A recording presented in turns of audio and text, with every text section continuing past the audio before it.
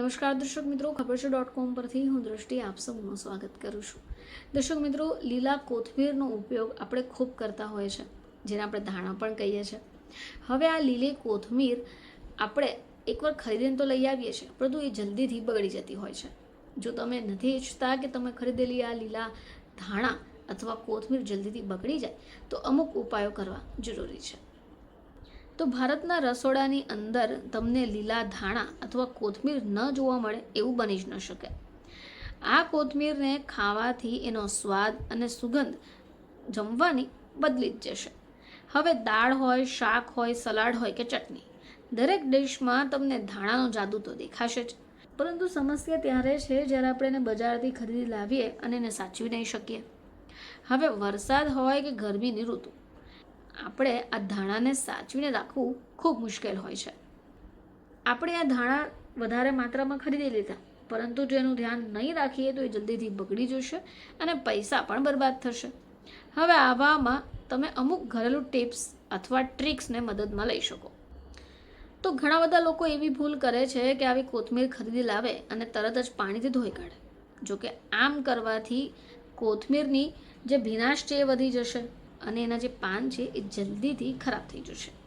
હવે આનાથી બહેતર છે કે તમે ફક્ત પીળા પડી ગયેલા પાંદડા અથવા સુકાઈ ગયેલા પાંદડાને દૂર કરો અને પછી એને કોઈ પણ સૂકા કપડાં અથવા પેપર પર ફેલાવી દો.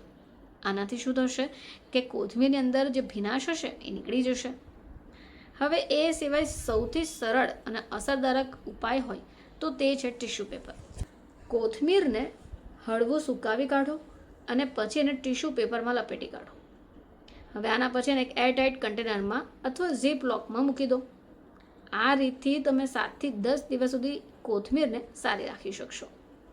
જો તમે ઈચ્છો છો કે આ કોથમીર અઠવાડિયાઓ સુધી પણ ફ્રેશ રહે, તો તમારે શું કરવાનું, આને પાણીવાળું ગ્લાસ અથવા તો પાણીવાળું બોલની અંદર સ્ટોર કરી દો. હવે એના માટે તમારે શું કરવાનું કે એક ગ્લાસમાં પાણી ભરો અને ધાણાની જે દાંડીઓવાળો ભાગ છે એને એ પાણીમાં ઉમેરી દો. ઉપરથી એક પ્લાસ્ટિક બેગને ઢાંકી દો અને ફ્રીજમાં મૂકી દો. બસ આ ઉપાય ખૂબ સારો રહેશે, જેનાથી તમે ખરીદેલી કોથમીર અઠવાડિયા સુધી સારી પણ રહેશે અને લીલી તાજેદાર પણ રહેશે. હવે એ સિવાય ઘણીવાર લોકો કોથમીરને ખુલ્લા વાતાવરણમાં મૂકી દેશે. હવે આનાથી શું થશે, એ જલ્દીથી સુકાઈ જશે. હવે જો તમે લાંબા સમય સુધીને સ્ટોર કરવા ઈચ્છો છો તો એક એરટાઇટ ડબ્બો લો, એની અંદર ટીશ્યુ પેપર મૂકો અને ઉપર આ કોથમીર મૂકી દો. જો તમે કોથમીરને લાંબા સમય સુધી સ્ટોર કરવા ઈચ્છો છો તો ફ્રીઝરમાં પણ તમે મૂકી શકો. હવે આના માટે તમારે શું કરવાનું કે કોથમીરને પહેલાં સારી રીતે સૂકવી કાઢવાની, એને કાપી લેવાની અને આઈસ ક્યુબ ટ્રેમાં પાણી અથવા ઓલિવ ઓઇલ ભેળવીને ભરી દેવાની. હવે આનાથી શું થશે, એ જામી જશે. એને કાઢીને એક એરટાઇટ બોક્સમાં સ્ટોર કરો. જરૂરત પડે તો એને તમે સીધા ક્યુબ્સના રૂપમાં પણ ઉપયોગમાં લઈ શકો, અથવા તમે આ લીલા ધાણાનો પાવડર પણ બનાવી શકો છો. આને માટે તમારે લીલા ધાણાના પાંદડાને તડકામાં સૂકવી કાઢવાના અને મિક્સી જારમાં ફેરવી કાઢવાનું.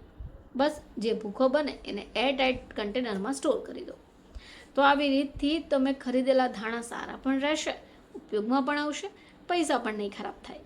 ફરીથી તમારી સમક્ષ હાજર થઈશું. ત્યાં સુધી જોતા રહેજો ખબર છે .com.